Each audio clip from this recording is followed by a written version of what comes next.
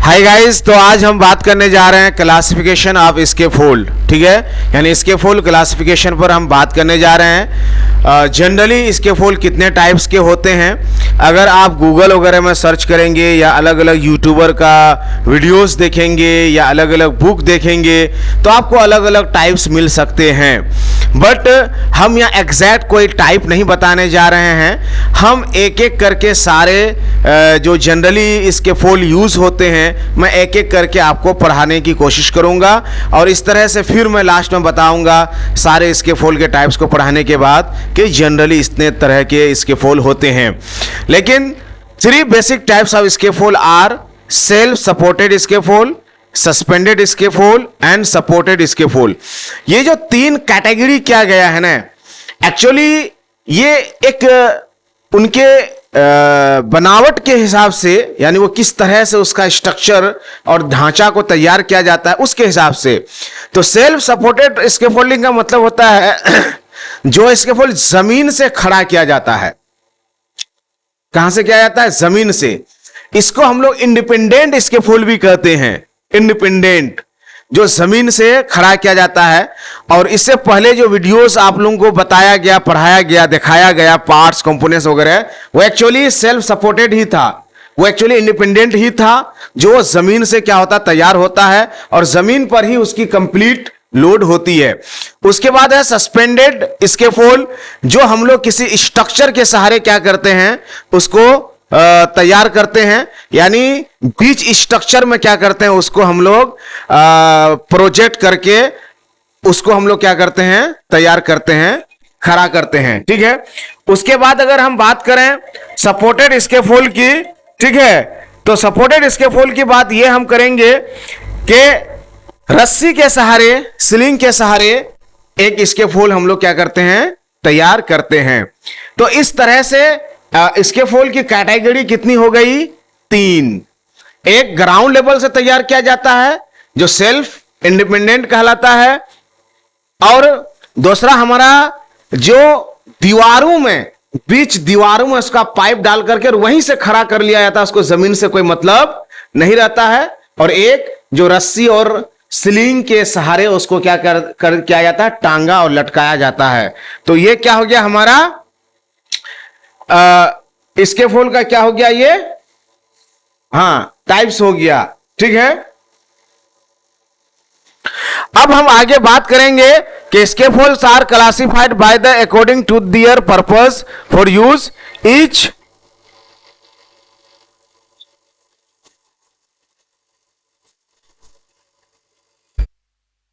अब हम लोग बात करेंगे कि each scaffold will have set maximum loading which is turn and will determine the maximum bay and centres as follows. ठीक है, अब हम लोग यहां बात करने जा रहे हैं अलग अलग स्केफोल्डिंग का, और उसका मैंने कोशिश किया बेहतरीन इमेज वगैरह भी सेट करने का आप लोगों के साथ। ठीक है, तो सबसे पहले हम लोग बात करेंगे बर्ड केज स्केफोल्ड। ठीक है, तो बर्ड केज स्केफोल्ड का मतलब यह होता है ऐसा स्केफोल्ड जिसकी दिखावट या बनावट या जिसका अपीयरेंस केज जैसा होता है, केज यानी पिंजरा जैसा होता है। ठीक है, the bird cage scaffold is so called because of its appearance. It is normally an internal scaffold and is mainly used for ceiling. It consist of an arrangement of the standards with ledgers and transform supporting a closely boarded platform at the required level.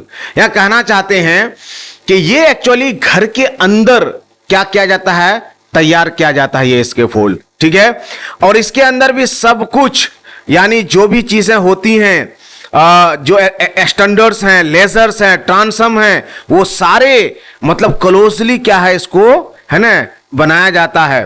और mostly इसको ceiling के लिए use किया जाता है। आप देख रहे हैं ये स्केफोल्ड जो देख रहे हैं आप, देखिए ये पूरा घर के अंदर इसको तैयार किया गया है, क्या गया है। अब इसके ऊपर बहुत सारे वर्कर्स क्या कर सकते हैं, आराम से चारों तरफ चढ़ के एक साथ एक छत का काम कर सकते हैं। अब ये काम क्या होगा, बहुत तेज होगा। क्या होगा, तेज होगा। अब हर सारे तरफ वर्कर फैल जाएंगे और आसानी से क्या करेंगे, तेजी के साथ काम को करेंगे। उसके बाद कहते हैं the side and base may also be required to be form access scaffolding to the wall supporting them. A bird cage and crash and deck scaffolds are basically the same things and have the advantage of protecting the user from falling from height when placed inside a room where workers could fall from the outer perimeter into the building, but they also give the user a large safe area to work from when used to access ceilings. यहाँ कहना ये चाहते हैं कि जो bird के स्केफोल होता है उसको क्रैश डेक स्केफोल भी कहा जाता है। इसकी सबसे बड़ी एडवांटेज ये होती है कि जब वर्कर ऊपर चढ़कर काम करते हैं तो उसको गिरने से क्या करता है, बचाता है रूम के अंदर, क्योंकि ये कंप्लीट रूम के अंदर पूरे स्पेस में क्या कर लिया जाता है, इसको भर दिया जाता है, कवर कर लिया जाता है। और इस तरह से बहुत आसानी से क्या करते हैं, वर्कर छत पर क्या करते हैं, एक्सेस भी कर लेते हैं। अब यहां बात करेंगे बर्ड केज स्केफोल, है ना, is the general term used but it can be divided into two types. Bird cage scaffold generally हम लोग बात करते हैं, लेकिन बर्ड केज जो होता है ना वो दो तरह के आमतौर पर होता है। एक होता है bird cage with more than one lift, एक बर्ड केज ऐसा होता है जिसमें एक से ज्यादा लिफ्ट होते हैं, ठीक है, और एक बर्ड केज ऐसा होता है जिसमें सिंगल लिफ्ट होते हैं, यानी प्लेटफॉर्म क्या होते हैं, सिंगल प्लेटफॉर्म होते हैं, और एक बर्ड केज ऐसे होते हैं जिसमें डबल प्लेटफॉर्म होते हैं। तो चलिए हम लोग बात करते हैं सिंगल की, नहीं, क्योंकि सिंगल तो सिंपल है, सिंगल की अभी जस्ट हमने जो आपको फिगर दिखाया और यहां भी उस फिगर को दिखाने की कोशिश किया है, तो ये हमारा सिंगल है। लेकिन मोर देन वन लिफ्ट, देखिए एक लिफ्ट है, दूसरा लिफ्ट है, ये तीसरा लिफ्ट है, ये चौथा लिफ्ट है, देख रहे हैं, ये घर है, दिख रहा है ना, ये घर का शेप बना हुआ है ना, और ये घर के अंदर ये आपका बर्ड केज स्केफोल बना हुआ है, इसमें 4 लिफ्ट दिया गया है, ठीक है। तो मोर देन वन लिफ्ट जब तैयार होता है तो उसके कुछ रिक्वायरमेंट्स हो जाते हैं। आइए हम लोग देखते हैं वो रिक्वायरमेंट्स क्या है। This type of scaffold is light duty scaffold, ये लाइट ड्यूटी स्केफोल होता है, बहुत ज्यादा भारी भरकम मतलब उस पर लोड नहीं दिया जा सकता है। Therefore light loads only should be placed on the scaffold, a maximum of 75 kg per square metre should be used as a guide with a maximum standard spacing at 2.5 metre in either direction. यहां कहना यह चाहते हैं कि ऐसे scaffolding पे 75 kg per square metre ही load को दिया जाना चाहिए। स्टैंडर्ड यानी पोस्ट की बात कर रहे हैं, ठीक है, स्टैंडर्ड यानी पोस्ट 2.5 मीटर से ज्यादा दूरी पर नहीं रहना चाहिए, वरना और स्केफोल्ड क्या हो जाएगा, कमजोर हो जाएगा, ठीक है। आगे बात करेंगे, the foundation of the bird cage scaffold must be pitched on the steel base and pallets but may required special consideration of different condition, है ना। If the bird cage has to be erected on a slope and a wedge shaped and pieces of timber should be used to maximum of 1 inch and in some cases may be necessary to put foot ties in। यहाँ कहना ये चाहते हैं कि कभी कभी हम लोग घर के अंदर जब इस तरह का स्केफोल्ड बनाते हैं तो घर के अंदर स्लोपिंग वाला सरफेस हमको मिलता है, यानी जो जमीन का जो फ्लोर होता है, घर का जो फ्लोर होता है, ठीक है, वो सहन जो होता है ना वो क्या टेढ़ा होता है, तो टेढ़ा होने की वजह से हमको वहां पिच लगाना पड़ता है, यानी इसको पच्ची भी हम लोग आम भाषा में बोलते हैं। तो पच्ची लगाकर बराबर करके फिर उसके ऊपर बेस प्लेट रख करके तब हम लोग को काम करना चाहिए, वरना टेढ़े सरफेस पे आपका बेस प्लेट बैठेगा नहीं, बैठेगा, वो टेढ़ा हो जाएगा, और जब टेढ़ा होगा तो बताइए जब उस पर पाइप डालिएगा तो पाइप का एंगल भी क्या हो जाएगा, टेढ़ा हो जाएगा, ठीक है। आगे अब हम लोग बात करेंगे कि provision must be made for the scaffold that is placed on highly polished wood, mosaic, marble or similar floors. Protective material should be laid under the sole boards, for example tarpaulin sheet, hardboard etc. यहाँ कहना यह चाहते हैं कि कभी कभी हम लोग घर के अंदर जब काम करते हैं तो क्या होता है, मार्बल होता है, टाइल्स होते हैं, या हाईली पॉलिश्ड हमारा क्या होता है, सरफेस होता है।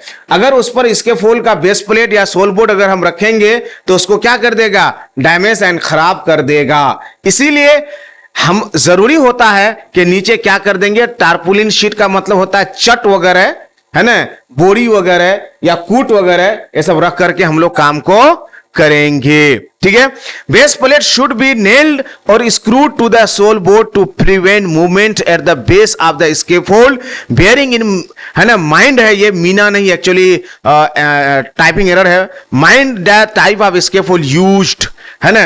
अब कहना ये चाहते हैं कि जब भी हम इस तरह के स्कैफोल्ड को यूज करेंगे तो बेस प्लेट में क्या होता है, चारों कोने में छेद होता है कील गाड़ने के लिए। तो कहना ये चाहते हैं कि सोल बोर्ड में जब हम बेस प्लेट रखेंगे तो उसमें चारों कोने में चारों कील को हमें क्या कर देना चाहिए, ठोक देना चाहिए, ताकि इधर उधर ना जाए। बेयरिंग इन माइंड, ये बात ध्यान में रखना है। The first lift height should not be exceed 2 metre, और एक लिफ्ट से दूसरे लिफ्ट की जो दूरी होगी वो 2 मीटर से ज्यादा नहीं होनी चाहिए। And subsequent lift should be at 2 metre intervals, और जो भी होगा जो लिफ्ट होगा वो 2-2 मीटर पर ही होना चाहिए। तो आप दोनों फिगर को देख सकते हैं। तो ये मोर देन 1 लिफ्ट वाला स्कैफोल्ड आपका है, ये सिंगल लिफ्ट वाला है। ये सब बनाने का पीछे रीजन ये होता है जब काम को हमको तेजी से करना हो। अब मान के चले दीवार में हमको तेजी से काम करना है तो इसमें क्या होगा, एक टीम का वर्कर यहां रहेगा, एक टीम का वर्कर यहां रहेगा, एक टीम का वर्कर यहां रहेगा, एक वर्कर यहां रहेगा, एक साथ पूरे दीवार का काम आसानी से बहुत फास्ट हमारा हो जाएगा। अगला आगे बढ़ते हैं ट्रस आउट स्कैफोल्ड की तरफ। ट्रस आउट स्कैफोल्ड आप देख सकते हैं फिगर से, इमेज से आपको अंदाजा होगा कि ये स्कैफोल्ड क्या होता है। ये स्कैफोल्ड एक्चुअली क्या होता है, ग्राउंड से नहीं बनता है, इसी को हम लोग सस्पेंडेड स्कैफोल्ड भी कहते हैं, समझे। सस्पेंडेड भी इसका मतलब कहा गया, अभी बताया ना आपको, सेल इंडिपेंडेंट, सस्पेंडेड, और बताया ना आपको हाँ सपोर्टेड। ठीक है, तो ये आपका वही है। एक्चुअली क्या होता है, जो बिल्डिंग हमारी होती है ना, देखिए यहां फिगर में देखिए, बिल्डिंग होती है ना, बिल्डिंग के यहां बीचों बीच यहां पाइप डाल करके सीधे यहीं से ऊपर स्कैफोल्ड को उठा लिया जाता है। यहां देखिए, ये देख रहे हैं, ये ग्राउंड से नहीं है, यहीं से ही उठा लिया गया। यहां देखिए, इस फिगर में देखिए, है ना, यहीं से यहीं ऊपर चला गया है। इस फिगर में देखिए गया है, ये ग्राउंड से नहीं गया है। ठीक है, आइए पढ़ते हैं। A truss out scaffold is an independent tight scaffold not erected from the ground but supported by a truss out and scaffolding structure projecting from the face of a building or structure. It is essential that the assurance are obtained concerning the ability of the building to support the scaffold safely. यहां कहना यह चाहते हैं कि ये scaffold actually building की जो दीवारें होती हैं या जो स्ट्रक्चर होती हैं उसी में उसको प्रोजेक्ट कर दिया जाता है, उसी दीवार में पाइप को हला करके डाल करके वहीं से वहीं ऊपर क्या है स्कैफोल्ड को उठा लिया जाता है। लेकिन एक बात का ख्याल रहे कि जिस बिल्डिंग या जिस स्ट्रक्चर पे इसको डाल के उठाएंगे वो हमारा स्ट्रक्चर मजबूत होना चाहिए, कमजोर नहीं होना चाहिए। कमजोर होने की परिस्थिति में आपका स्कैफोल्ड क्या हो जाएगा, कोलैप्स कर जाएगा। ठीक है, आगे बढ़ते हैं। Only right angle coupler should be used in the construction of the truss out. The standard inside the building from which the truss out is fixed must be स्टॉटेड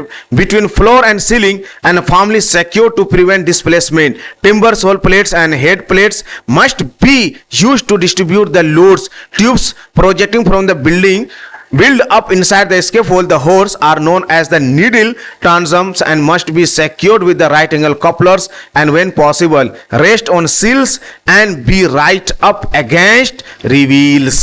यहाँ कहना ये चाहते हैं कि इसमें भी आपको सोल बोर्ड लगाना है, इसमें भी आपको सोल बोर्ड लगाने के साथ साथ बेस प्लेट भी लगाना है। और दूसरी बात यह कहना ये चाहते हैं कि दीवार में जो आप पाइप को डाल रहे हैं इसको नीडल कहा गया है। क्या कहा गया है, नीडल। तो ये पाइप आपका दीवार से निकल ना जाए, रिवील का मतलब निकल जाना होता है, निकल ना जाए, उसको बहुत अच्छे से और मजबूती से क्या करना चाहिए, इसको भी बांध देना चाहिए और कस देना चाहिए। वरना अगर जो पाइप आप दीवार में सटा रहे हैं, डाल रहे हैं, वो अगर निकल जाए तो बताइए स्कैफोल्ड रुकेगा, नहीं रुकेगा, वो गिर जाएगा। ठीक है, और इस स्कैफोल्ड को बनाने में सिर्फ राइट एंगल कॉपलर का ही यूज किया जाएगा, एसवाइवल का प्रयोग बिल्कुल भी नहीं किया जाएगा, या पुटलो कॉपलर का प्रयोग बिल्कुल भी नहीं किया जाए।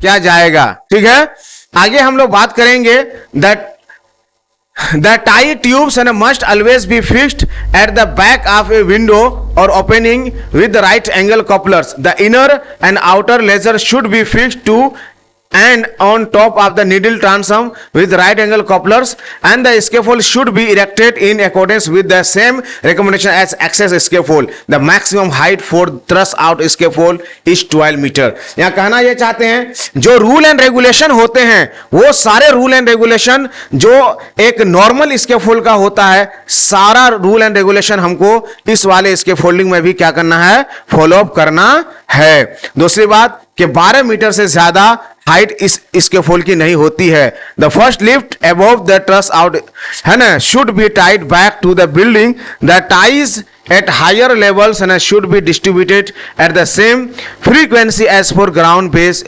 independent tight scaffold। और कहना यहाँ ये चाहते हैं कि जिस तरह से आप नीचे वाले स्कैफोल्ड बनाते हैं सेम इसी तरह से स्कैफोल्ड आप यहाँ भी क्या कर सकते हैं, बना सकते हैं, लेकिन सारे रूल एंड रेगुलेशन जिस तरह से इंडिपेंडेंट स्कैफोल्ड का फॉलो किया जाता है वो सारी चीजें यहां भी फॉलो की जाएंगी। आप इमेज से देख सकते हैं। एक और आपको हम बता दें, वो बुक में आपकी नहीं लिखा है कि आखिर इस तरह का स्कैफोल्ड क्यों बनाया जाता है। सवाल है ना कि आखिर इस तरह का स्कैफोल्ड क्यों बनाया जाता है। तो आपको बता दें कि अगर मान के चलिए आप ऐसी बिल्डिंग में काम करना चाहते हैं जो बिल्डिंग की हाइट कितना है, 100 फीट हाइट है। कितना है, 100 फीट। अब बताइए आपको 80 फीट ऊंचाई पे आपको थोड़ा सा काम है, 80 फीट ऊंचाई पे। तो बताइए अगर ग्राउंड से आप 80 फीट तक ऊंचा स्कैफोल्ड बनाएंगे कितना खर्च होगा और कितना टाइम लगेगा। दूसरी बात, ऐसी गली, ऐसा रास्ता जहां आप उसको बंद नहीं कर सकते हैं, ब्लॉक नहीं कर सकते हैं, आप ऊपर ऊपर स्कैफोल्ड बना लिए, नीचे रास्ता का रास्ता, पब्लिक एरिया भी क्या रहा, फ्री रहा, और आप किसी तरह का कोई डिस्टरबेंस नहीं किए। कुछ ऐसे इमरजेंसी इक्विपमेंट एंड मशीन होते हैं जिसको हम क्या कर सकते हैं, रोक नहीं सकते, इसे हम बाधा नहीं डाल सकते हैं। ऐसे परिस्थिति में भी ट्रस आउट स्कैफोल्ड बनाया जाता है। अब हम बात करते हैं क्रेडल स्कैफोल्ड की। यह क्या होता है? क्रेडल का मीनिंग वैसे होता है झूला। क्या होता है? झूला। Cradle platform also known as the suspended platform और स्विंग स्टेजेस। स्विंग मतलब होता है ना झूला। झूला वाला स्कैफोल्ड है are suspended from a building's roof और है ना पैरापेट यूजिंग केबल्स। ये कहना ये चाहते हैं कि ये रस्सी के सहारे इसका जो स्ट्रक्चर होता है, देखिए झूला के तरह दिख रहा है ना आपको, तीनों हम आपको इमेज रखे हुए हैं, अभी इमेज को अच्छे से समझाएंगे। पहले देखिए ये कहना ये चाहते हैं कि रस्सी के सहारे इसको टांग दिया जाता है, इसको लटका दिया जाता है और इसी पर क्या किया जाता है, काम किया जाता है।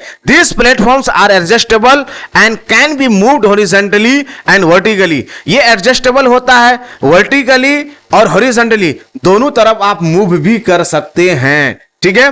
Providing workers with access to different areas of building exterior. Building का जो बाहरी जो हिस्सा होता है ना, उसके अलग अलग हिस्से में आप आराम से क्या कर सकते हैं, काम को कर सकते हैं और आसानी से कर सकते हैं। Cradle is light weight scaffold. Cradle scaffold जो होता है वो लाइट वेट स्कैफोल्ड होता है। The platform is at least 440 mm wide. चौड़ा कम से कम 450 mm यानी आधा मीटर जरूर होना चाहिए ताकि आराम से आदमी उस पर चढ़ के काम कर सके। And any fibre ropes used with pulley blocks are not more than 3 metres apart. और पुली ब्लॉक जो होगा जिसमें रोप और रस्सी का यूज किया जाता है 3 मीटर से ज्यादा लंबा नहीं होना चाहिए। आइए सबसे पहले पहला फिगर आपको समझाते हैं। ये जो आप देख रहे हैं ना, ये जो दोनों स्टैंड आपको दिख रहा है, ये दोनों स्टैंड जो दिख रहा है, ये छत के ऊपर स्टैंड को लगाया जाता है। और ये आप पीछे देख रहे हैं, जिम करने जाते हैं तो जिस तरह से जिम में के जो वेटिंग वाला होता है तो पीछे कैसे वेट डाला जाता है, सेम देखिए ये जो काला काला आपको दिख रहा है वो क्या वेट है। बहुत ज्यादा वेट इधर डाला गया, बहुत ज्यादा वेट इधर डाला गया और ये आपका स्टैंड है और स्टैंड के साथ ये रस्सी को देखिए फिक्स कर दिया गया। अब ये स्कैफोल्ड क्या होगा, काम करेंगे। यहां देखिए, यहां भी देख सकते हैं ये रस्सी के सहारे इसको टांग दिया गया, वर्कर इस पर चढ़ के आराम से काम कर सकते हैं। यहां भी आप देखिए ये रस्सी के सहारे इसको टांग दिया गया और टांगने के बाद आराम से इस पर वर्कर काम कर सकते हैं। इसमें एक सबसे बड़ी फायदा यह है कि आप ये बताइए, इस तरह के स्कैफोल्ड को बनाना बिल्कुल घंटों का काम नहीं है। घंटों का काम, एक 100 मीटर हाइट की बिल्डिंग में आपको बाहर शीशे की सफाई करनी है या एक्सटीरियर कोई भी काम करना है, मेंटेनेंस करना है, कोई रिपेयर करना है, आप बस इस तरह के स्केफोल्ड को आप लगाइए, तुरंत काम कर लीजिए। ये बहुत ही सस्ता, बहुत ही इजी और सेफ भी होता है और बहुत आसानी से काम कर सकता है और आप काम कर सकते हैं। Thank you so much for listening and watching carefully. और आपको एक बात और बता दें, और आपको दूसरे जो टाइप्स ऑफ स्केफोल्ड होते हैं अगले वीडियोस में आपके साथ फिर बातचीत होगी। So be update for next videos. Okay, अभी और भी कई सारे हमारे टाइप्स ऑफ स्केफोल्ड हैं जो आपको नेक्स्ट वीडियो में बताया जाएगा।